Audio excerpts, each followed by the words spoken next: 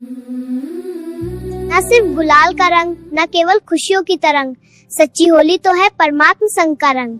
ज्ञान मोती ग्रुप की तरफ से सभी को होली पर्व की शुभकामनाएं। ओम शांति। 4 मार्च 2026 के ईश्वरीय महावाक्य। पहले सुनते हैं मुरली के मुख्य पॉइंट्स। बाबा ने कहा, सारी मेहनत देही अभिमानी बनने में लगती है।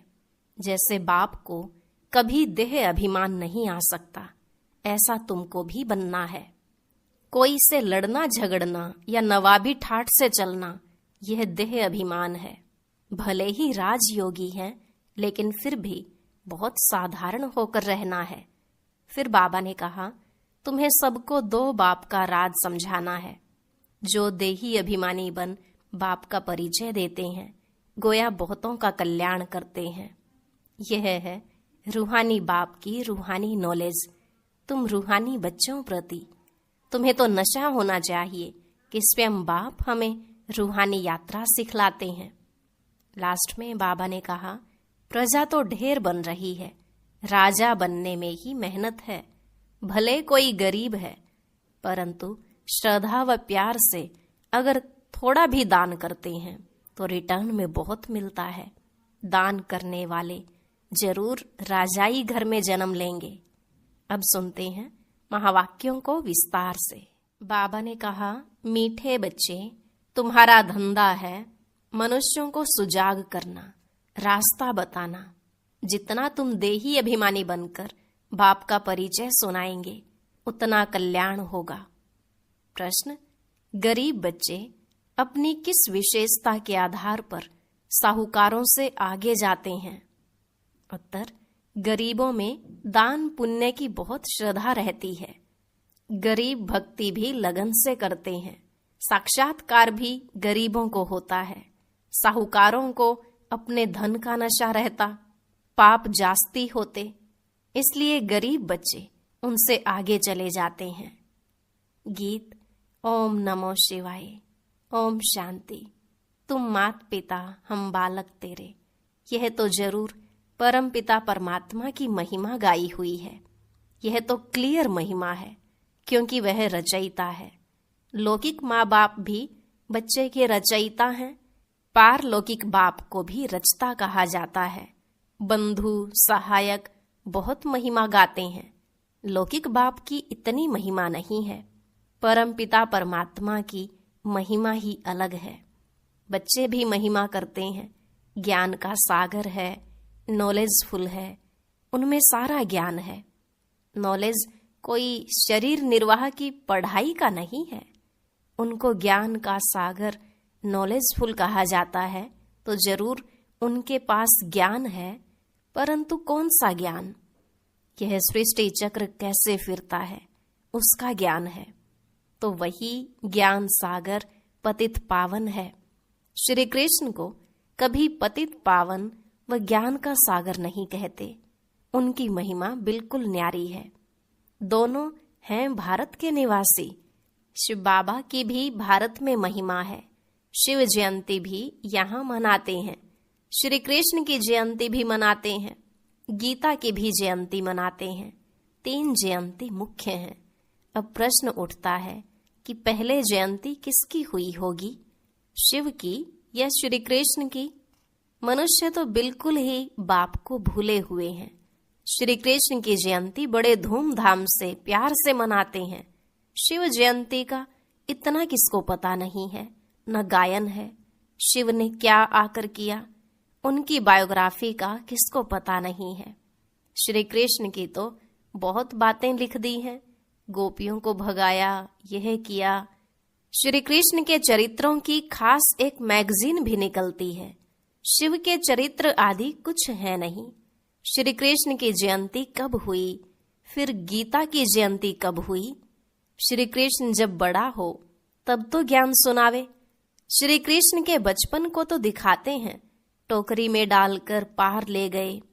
बड़ेपन का दिखाते हैं, रथ पर खड़ा है, चक्र चलाते हैं, 16-17 वर्ष का होगा। बाकी चित्र छोटेपन के दिखाए हैं। अब गीता कब सुनाई? उसी समय तो नहीं सुनाई होगी। जब लिखते हैं फलानी को भगाया, यह किया। उस समय तो ज्ञान शोभे भी नहीं।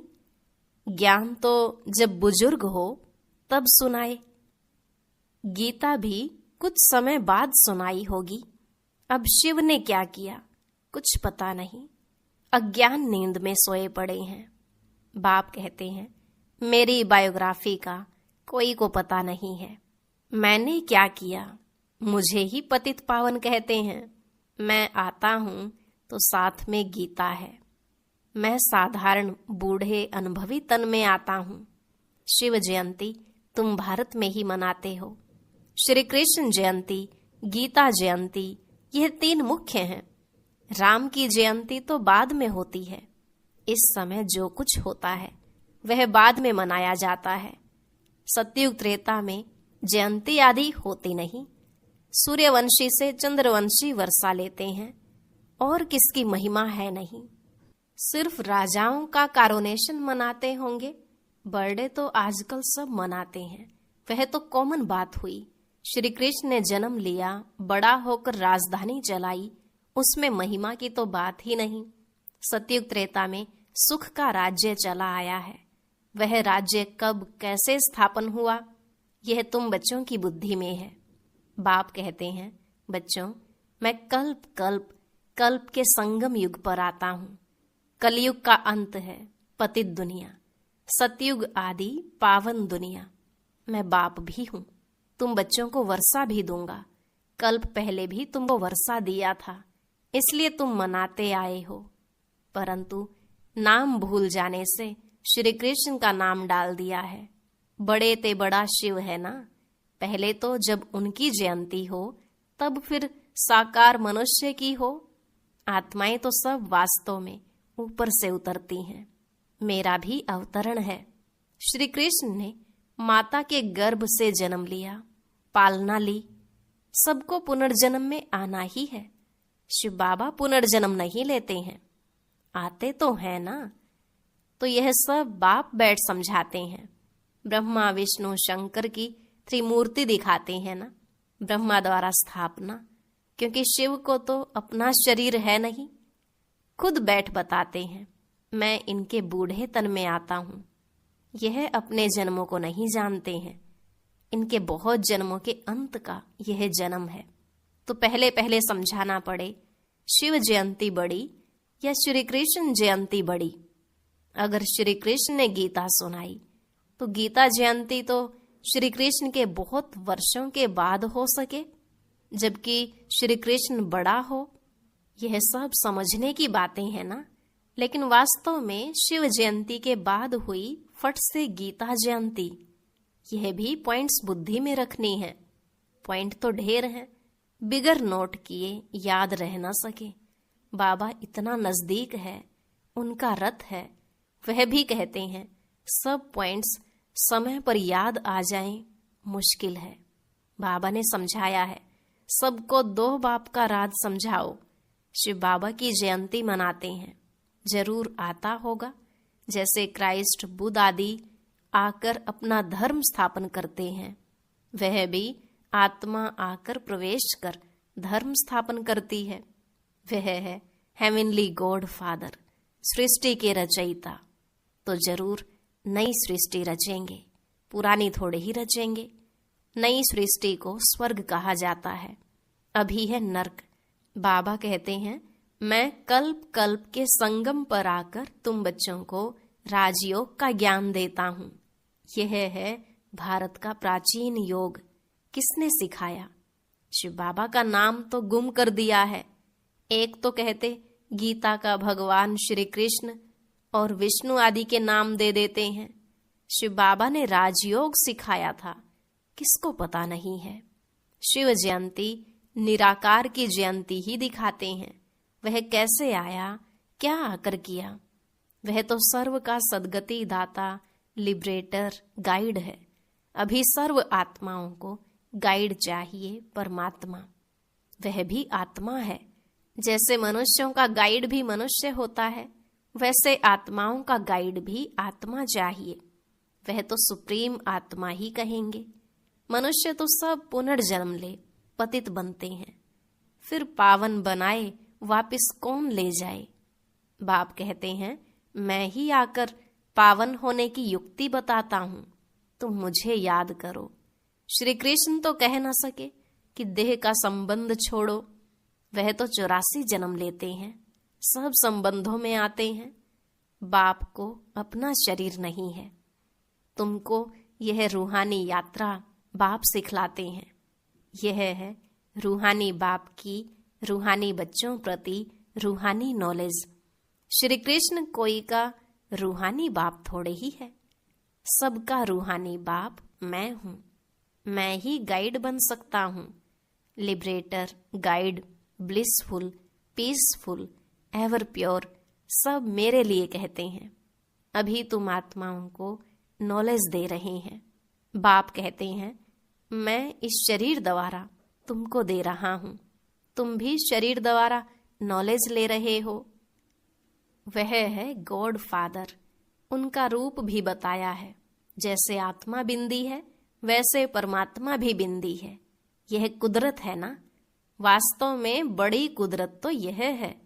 इतने छोटे स्टार में 84 जन्मों का पार्ट है। यह है कुदरत।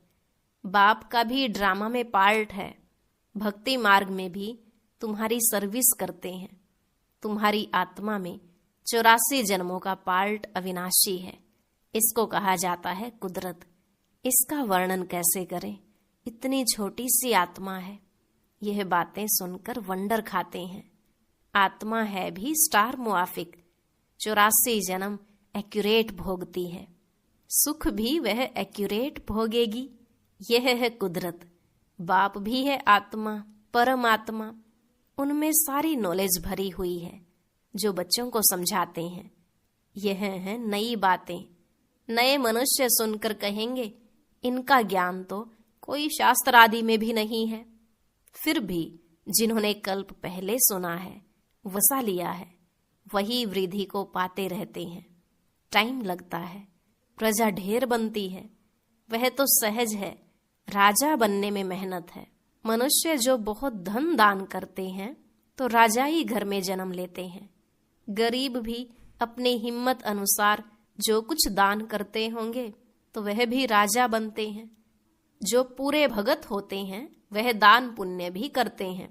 साहूकारों से पाप जास्ती होते होंगे। गरीबों में श्रद्धा बहुत रहती है। वह बहुत प्यार से थोड़ा भी दान करते हैं तो बहुत मिलता है। गरीब भक्ति भी बहुत करते हैं। दर्शन दो, नहीं तो हम गला काट देते हैं। साहूकार ऐसे नहीं करेंगे। साक्षात्कार भी गरीबों को होते हैं। वही दान पुण्य करते हैं। राजाएं भी वह बनते हैं। पैसे वालों को अहंकार रहता है। यहाँ भी गरीबों को 21 जन्म का सुख मिलता है। गरीब जास्ती हैं, साहूकार पिछाड़ी में आएंगे। तो भारत जो इतना ऊंच था, सो फिर इतना गरीब कैसे हुआ? तुम समझते हो, अर्थक्वेक आदि में सब महल आदि चले जाएंगे तो गरीब हो जाएगा। रावण राज्य होने से हाहाकार हो जाता है, तो फिर ऐसी चीजें रह न सके। हर चीज की आयु तो होती है ना। वहां जैसे मनुष्यों की आयु बड़ी होती है, वैसे मकान की भी आयु बड़ी होती है। सोने के, मार्बल के बड़े बड़े मकान बनते जाएंगे। सोने के तो और ही मजबूत होंगे। नाटक में भी दिखाते हैं ना, लड़ाई होती है, मकान टूट फूट जाते हैं, फिर बन जाते हैं। उन्हों की बनावट ऐसी होती है। यह जो स्वर्ग के महल आदि बनाएंगे, ऐसे तो नहीं दिखाएंगे मिस्त्री लोग कैसे मकान बनाते हैं। हाँ, समझते हैं वही मकान होंगे। आगे चल तुमको साक्षात्कार होगा, ऐसा विवेक कहता है। इन बातों से बच्चों का ताल्लुक नहीं है। बच्चों को तो पढ़ाई पढ़नी है, स्वर्ग का मालिक बनना है। स्वर्ग और नर्क अनेक बार पास हुआ है, अभी दोनों पास हुए हैं। अभी है संगम। सतयुग में यह नॉलेज नहीं होगी। इस समय तुम बच्चों को पूरी नॉलेज है। लक्ष्मी नारायण को यह राज्य किसने दिया था, अभी तुम बच्चों को मालूम है। इन्होंने यह वर्षा किससे पाया। यहाँ पढ़ाई पढ़कर स्वर्ग के मालिक बनते हैं, फिर वहां जाकर महल आदि बनाते हैं। सर्जन भी बड़े बड़े हॉस्पिटल बनाते हैं ना। बाप तुम बच्चों को दिन प्रतिदिन अच्छी अच्छी पॉइंट सुना रहे हैं। तुम्हारा धंधा ही है मनुष्यों को सुजाग करना, रास्ता बताना। जैसे बाप कितना प्यार से बैठ समझाते हैं। देह अभिमान की दरकार नहीं। बाप को कभी देह अभिमान नहीं हो सकता। तुमको मेहनत सारी देही अभिमानी होने में लगती है। जो देही अभिमानी बन बाप का बैठ परिचय देते हैं, गोया बहुतों का कल्याण करते हैं। पहले देह अभिमान आने से फिर और विकार आते हैं। लड़ना झगड़ना, नवाबी से चलना देह अभिमान है। भल अपना राजयोग है तो भी बहुत साधारण रहना है। थोड़ी चीज में अहंकार आ जाता है। घड़ी फैशनेबल देखी तो दिल होगी यह पहने, ख्याल चलता रहेगा। इसको भी देह अभिमान कहा जाता है। अच्छी ऊंची चीज होगी तो संभालना पड़ेगा, गुम होगी तो ख्याल होगा। अंत समय कुछ भी याद आया तो पद भ्रष्ट हो जाएगा। यह देह अभिमान की आदतें हैं। फिर सर्विस बदले डिसर्विस भी जरूर करेंगे। रावण ने तुमको देह अभिमानी बनाया है।